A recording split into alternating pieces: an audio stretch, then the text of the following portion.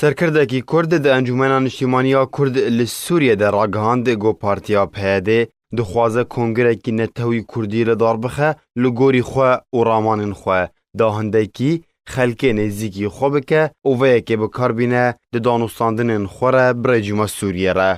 فؤاد علیکو اندام دسته سیاسی اپوزیسیون سوریه اشکره کر گو پیاده حول ده هندک کسان لدورو بری خو کم بکه بریا بلاف کرنا وان ده هندک جه و پوستن بیدسهلات دریو بریا خوده. علیکو هروها گوت گو ارمانجا پیاده جلدار خستنا کنگره کینتوی او گو جماوری خو بهتر بکه دا بکار بینه ده گفتگویا خو برجیما سوریه را.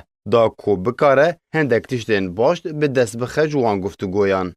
علیکو هروها گوت گو ارمانجا پیاده جلدار خستنا کنگره گینتوی اوه گو جماوری خواه بهتر بکه دا بکار بینه دو گفتگویا خبر جیما سوریه را حتی گو بکاره هندک تشتین باشد به دست بخه جوان جوینان.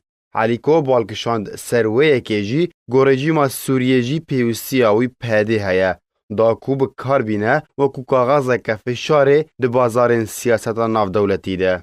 هروها علیکو دیار کر گو روسیا جی پیاده لعفرینه بکار آنی و امریکا لمنبج بکار آنی و دنزدکترین دم ده و رژیم جی و بکار بینه.